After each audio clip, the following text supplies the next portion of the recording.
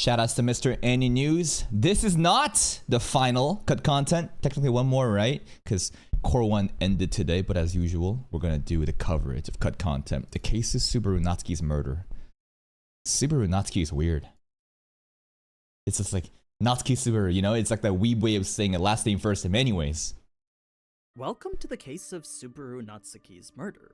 An intriguing story declared so by Subaru himself. If Subaru was and wasn't the one who killed the victim, then could the Subaru we see be the one held accountable for it? Subaru's Well, here. Subaru's that's an here. answer Subaru didn't want to find out, leading to the increasingly frustrating series of events we saw in the anime. If someone possesses you and they end up killing people and you didn't want to do that and you wake up, that's not your fault. In an anime. Now in real life, good luck fucking explaining that. The thing is, where normally a lot of these situations could be fixed by return by death, I'm not so sure what happened this episode can. This is because within Subaru there now exists 3 personalities, 2 supposedly his own, then the very essence of Meili making for the 3rd. So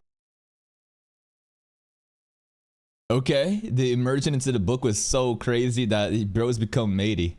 I mean, there were moments when he talked as if he was matey, but that was like a temporary thing, right? Making for the 3rd.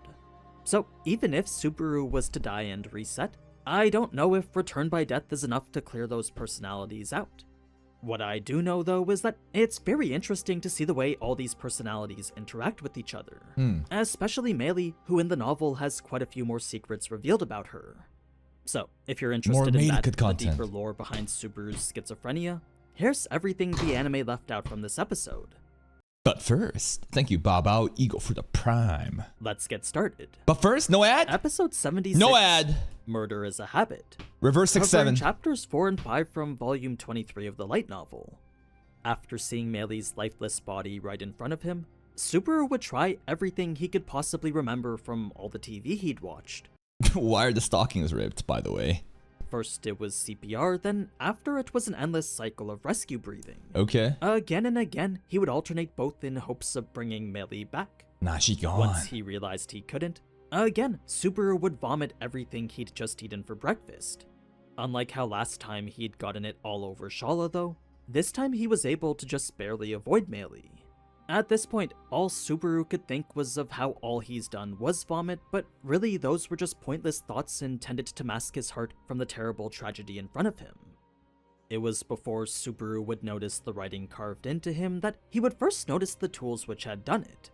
You see, after looking at his hands, he would notice blood and flesh underneath his fingernails. Okay. Just like Meili, he too had been scratching at something.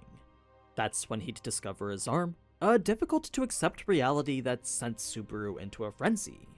In fact, the reason he slammed his arm the way he did is because it was the only thing he could do to keep this terrifying piece of himself away from him.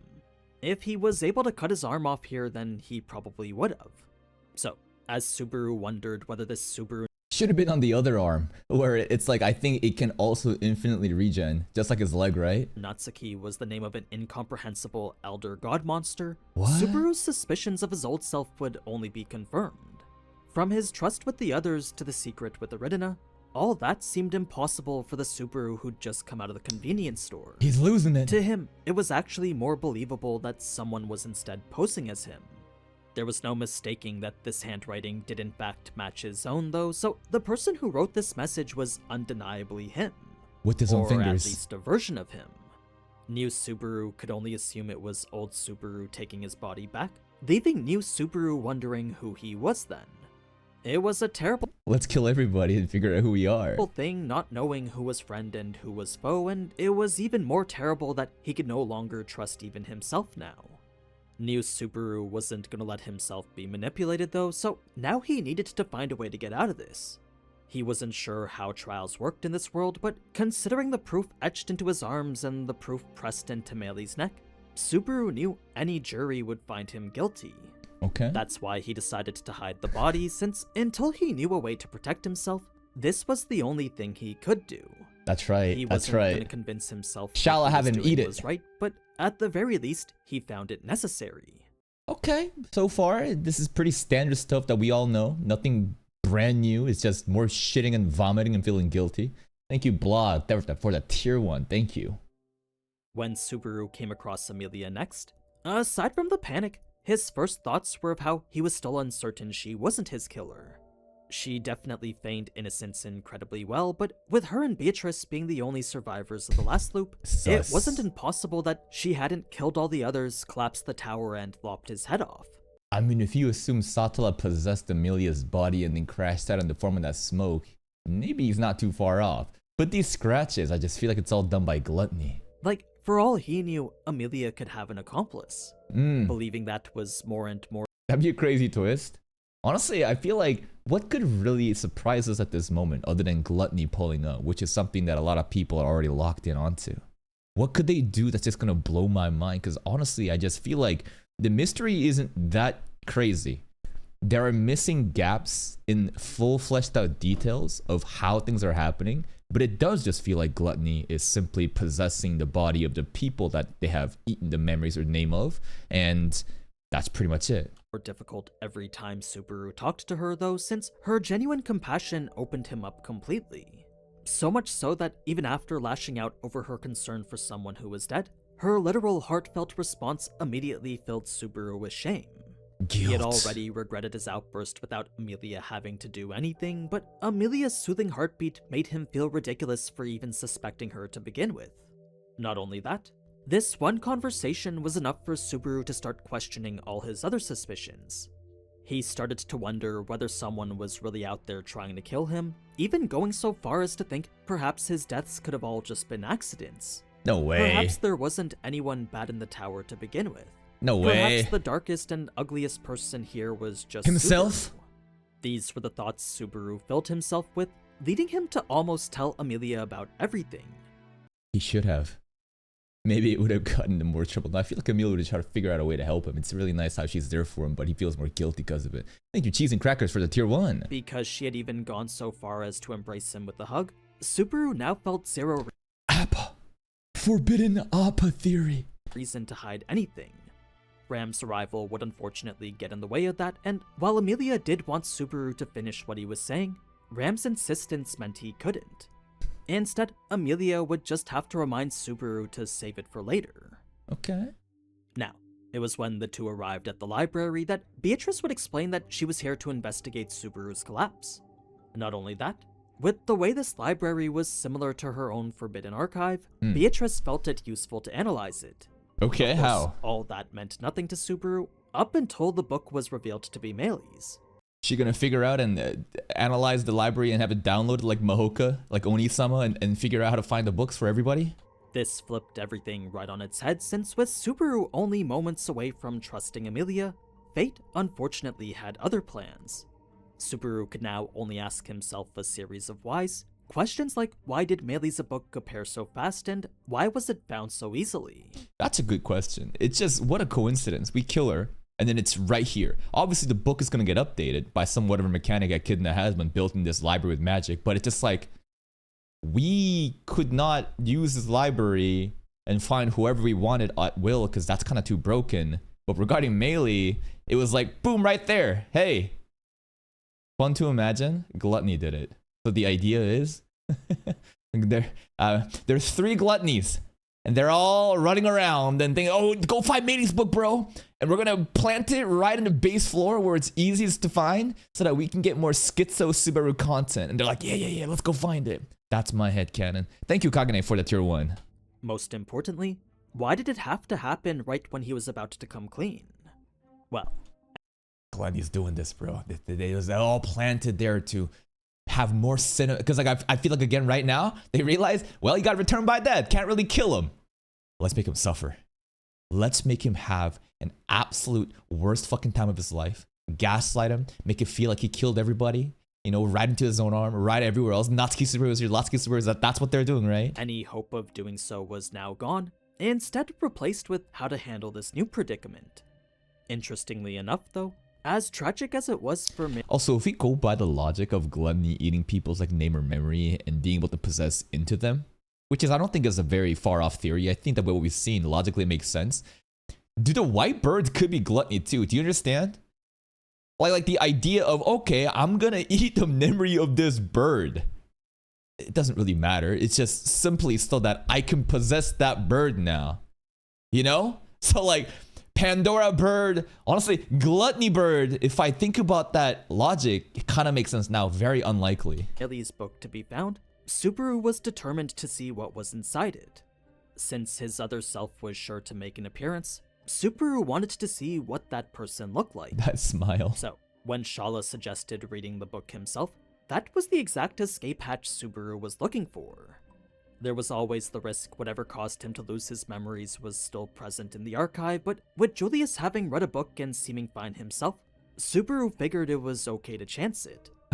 Naturally, Beatrice would oppose, since with Meili being this person Subaru had grown so close to, she was worried experiencing her death would scar his heart beyond repair. By himself. His distance to her was much closer than the other Book of the Dead he read.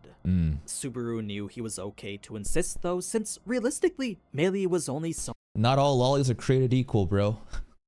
Meili, better than Tifon, confirm. I mean, duh. I mean, what fond memories does he have with Tifon, bro? someone he'd known for a few hours now. To him, she was just a girl he hardly knew. Not someone whose death would break him. So, I blame the plushies. He should not have made those plushies. Those plushies got him too emotionally connected. as Subaru opened the book to search for himself, the life that was Meili's would be presented in quite the interesting manner. A triplet of lines would repeat over and over, yet it's only the last one that ever changes. First, she didn't know how to live, so had no way of finding a reason to die. Then she learned how to live and didn't think to die. Then finally, after being taken by Elsa, because she didn't know anywhere else to live, that's when she couldn't find a reason to die. That was kind of poetic. 3 separate combinations, a way of reasoning of dying and living and dying. Then, after having watched Elsa die over and over Oh, that again, erotic never figure. once did she think that she would actually die. It was when she finally did that her inability to grieve and her inability to fight left her wondering if her life actually had any value. You see, to her, she was always just some— That's a terrible picture. Who the fuck is that? It's Meili, bro. Yeah, it's Meili. Something about this picture of Meili, her eyebrow. She looked like a fucking caveman with that fucking forehead. defective product. In a way, Elsa was too, and that was mostly why they fit so well together. It was when this Very dysfunctional sisters. person she mimicked was finally gone, though, that after a bit of time, Meili's soul finally made its own plea. That is not the same character, bro. Before, she had always lived doing as others wished her to live, but it was here in this cell that Meili decided to walk her own path. Or at least see where choosing her own path might take her. At the root of all that was one single question, and that was what she should do since she was the reason Elsa died. I mean, is it? I feel like Elsa's the reason why Elsa died. It's not Meili's fault. Meili got caught up in this shit. That's the answer Meili was looking for here in the library, discreetly so until she was caught. It's more like she wants that closure. She wants that like deeper understanding, and then she felt guilty, right? So this wasn't like her looking for her parents' book and then feeling guilty of like, oh, I was acting so tough to Subaru that I didn't care about my parents. So I don't care about anything about that. No, it's just more like, it's more for Elsa. As we saw, she obviously didn't want to be seen, but what might not have been clear was just how much she didn't want to be seen. Not only did she go back fully intent on killing Subaru, she had even considered using everything she'd set up around the tower to wipe the slate clean. What'd you set up? You got other mobbies ready to go? The novel doesn't specify what that is, but I can only assume it's a bunch of mob beasts ready to strike and take out everyone. Yeah? You can just do that? I feel like if she tried to do that, that's disrespecting the Watchtower. Or like the idea of like summoning a bunch of mobbies to attack within. That Shala gotta activate for that, right? In any case, with whoever this Subaru was seeing right through Meili's act, his words of helping Meili see what she wanted really resonated with her. All she wanted was to know what she wanted and what she should do next, so with Subaru offering exactly that, she was eager to finally get the answer. This is also funny considering this is kind of LARPing here too. Or is this the true Meili? Was she mirroring Gluttony's behavior? A lot of people said this is Elsa. I think this is more of like, it could be. But like I think this is more of like looking at Gluttony Subaru talk and just like act. Anyways, it's funny too. It's just like this is never her. What is she really? She doesn't even know. It's like a blank template. Unfortunately, that eagerness would lead to her death, all because of some made-up rule set. Yeah, it's like now is not the time. It's just like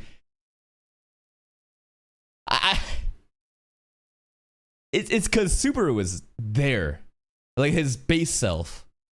In the library, Gluttony was already kind of there, activated. It's just like, oh, you dare talk to this current Subaru right now? You're leaking our little secret, bad girl. We don't know what those rules are, but in an additional line not shown in the anime, Subaru would be removing Meili knowing full well she'd be there in the next loop.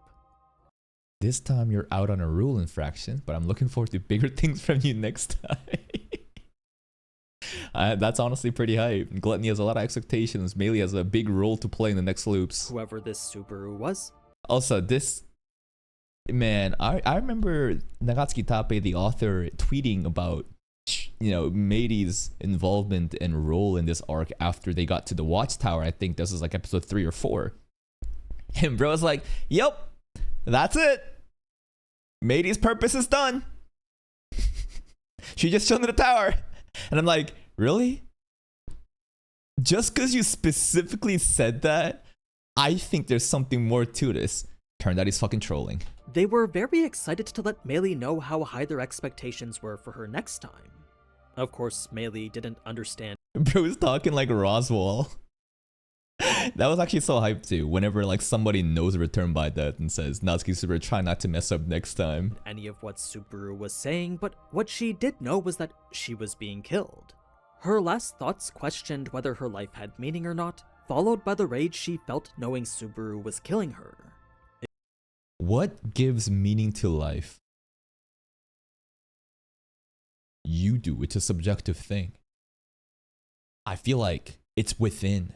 And she's looking for other external sources to validate herself, but she doesn't even have a core identity. How could she ever give value to her own life if she doesn't even value herself? It was when she got to the end of her rope that her final thought was that she'd kill him. Uh-oh. So all this was an interesting look into Meili herself. I guess she isn't as trustworthy as we initially thought, since she was fully ready to kill Subaru. Well, this is kind of sad. The little bat that's dead on the ground. Aww. Worthy as we initially thought, since she was fully ready to kill Subaru here. Now, it's at this point the novel stops referring to Subaru as Subaru and instead just calls him this. Fell backward with the shriek.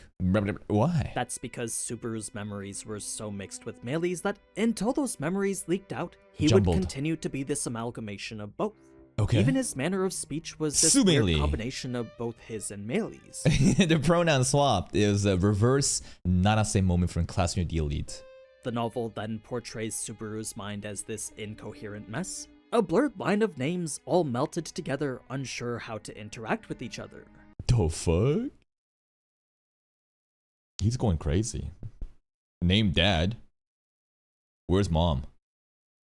Naoko. Naoko's mom, right? Why was Elsa mentioned after Kenichi though? Why is Elsa separating mom and dad here? That's kind of funny. And then after mom is Petra. Emilia really late. Emilia really? Well, because obviously this is more like Meili's interference, right? This is like he's thinking the POV of Meili. So obviously Meili's priorities are going to be shifted up. But okay, dad upscale. Mom, not as popular as dad. And Emilia, lower than Petra? Well, because Meili loves Petra. No, Meili doesn't love Petra. Meili like, rejected Petra. Anyways, Emilia's ranking here, it's kind of questionable. Shala, Beatrice, Frederica, Anastasia, Garfield after? That's your bro, man. Frederica before Garfield? What happened to the homies? What happened to Garfield, Otto, and Subaru at the fucking crib? Frederica before Garfield? Okay. Julius downscale. After the drama we have, bro is lower than Garfield. Otto there is too fucking low. Ram? You know what? Ram's probably not low enough. Ram's been a fucking bitch to Subaru. The blue hair. The blue hair. Well, yeah, because you don't fucking know, bro. Who is Rem? Someone, me, you, I, me, someone, I, you, you're just going crazy. This is honestly fun to. This is fun to power scale the different name ranking. One could only be oneself, yet for Subaru here, he was yet to establish the line dictating that. So, if he was gonna reclaim his identity... Did Beatrice get mentioned? Yeah, right over there. Shala before Beatrice is fucked. But it makes sense, because right now, Shala actually is like closest to Subaru than like even Amelia. Where's Patrash?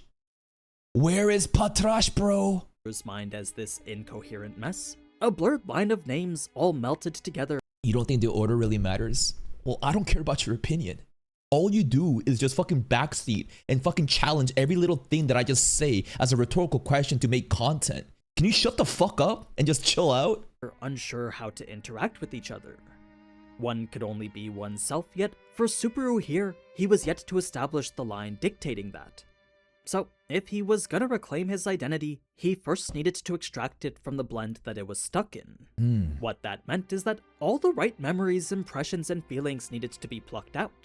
They had to be picked extremely carefully too, otherwise what would remain of him wouldn't actually be him anymore.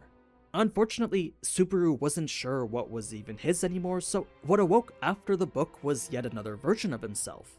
One now combined with Meili. Sumeli. So, Subaru and Meili were now this mixed bag of identities, the novel referring to them interchangeably. It was when the group decided to go look for Meili after that Aridina would suggest Subaru read the book again.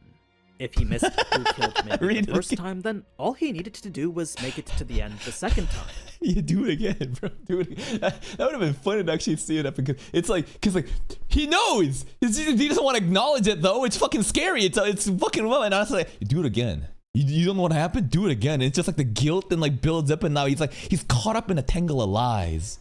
Well, that was enough to make Beatrice scold Aridina, making her shout all in defense of Subaru. Oh. Immediately, Aridina would say the equivalent of just kidding, framing her suggestion as a test of Subaru's resolve. She said that even if Subaru did say yes, because of the danger of mixing memories, she wasn't actually gonna let him. They were words that Beatrice could only hope was true. So, when all was said and done, within Subaru's body there now existed 3 personalities. 3? 2 Subarus and a one Meili. Each had a wish. Can we get even more? Let's kill more people and read more books and go even more crazy. How many different souls, personas can we harbor in our body and just go mad? Of their own, and all those wishes were currently at odds with each other. So, with each fighting for dominance and each trying to grasp a future for their own self, the one that prevailed was the one that told Shala to take care of it. Now, Subaru's question to Beatrice actually has several layers to it, since with the Subaru she was so nice to being the same Subaru who killed Meili, killed Elsa, covered up his own death, and did so much worse, the other Subaru just couldn't understand why. Remember, how could he? With the Meili of the book ending her life wanting to kill Subaru, this disdain towards Subaru was doubled since now 2 personalities disliked him. They we stacking up the self-hate. Yeah, we need to reach rock bottom. could only wonder why everyone else saw him in such high regard. That in turn transformed into a burning envy, one that consumed everything that was Subaru. Envy, consume! Or perhaps I should say Meili now. Well, normally one could never understand exactly who another person was, but after experiencing the very essence of Meili the way he did, everything from how she lived down to her beliefs and her philosophies were all laid bare for Subaru to absorb into himself. This is also really interesting considering how she doesn't even have like a sense of self-identity and is just mirroring other people's emotions. Add that on to this current Subaru that doesn't even know who the fuck he is regarding the isekai experience. So like, you can imagine how that would stack up. It's for that reason he now knew the genuine Meili, including the fact there was someone that she cared deeply for. Not only that, Subaru also came to see how her heart was broken when that person was taken from her. He saw her confusion on how to feel when it came to the people who stole her from her. That's why Meili sought out Elsa's book, because that to her would help her better understand what she really felt. She want closure. That and everything else Subaru was now aware of, so if the Book of the Dead could help him understand Meili like that, then perhaps another could help him understand Subaru. Just like how Meili was searching for the answer on how to feel about everyone, so too was Subaru looking for the same. Whether he should love or hate someone, Subaru believed the answer was here in the archive. Now, putting Meili's book back didn't really matter, as according to Beatrice, the order of the archive changed every time they entered. What? Interesting. What? It's just random spaghetti in the book. It's what a self-maintaining library can Biku figure out and access like master admin control mode and find books at will, like a control find search function. So, just because they found a book once, didn't mean that they'd be able to find it again. Fast forward now to the green room. But if there's other books that we read from people that Subaru kills, and we see that book immediately, that is gotta be so intentional. And again, the image of 3 gluttonies running around and giving finding the book and placing it in the base floor for him to find that. It's just like a funny thought. And Beatrice's reaction to Subaru's wounds made it seem like these were a normal thing. Not in a way that made it seem like they came from training or fighting, but rather that it was natural for Subaru to mutilate himself. When Subaru started freaking out during this, it's because his aggressive thoughts were starting to dissipate. Meili's personality had stepped in to change that, reminding Subaru that if he was going to achieve his goal, he'd need to kill Beatrice. That's why He should kill Beatrice for the finale of Core 1.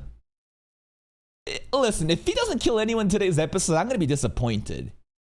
People talking about today's episode as it's the best fucking episode of ReZero. In order to do that, something crazy needs to happen. Whether it be Subaru suffering again or something fucked up he does. If no one dies and it's just a wholesome, peaceful resolution, I don't think people would really care about it. Like, what could go wrong today, I wonder?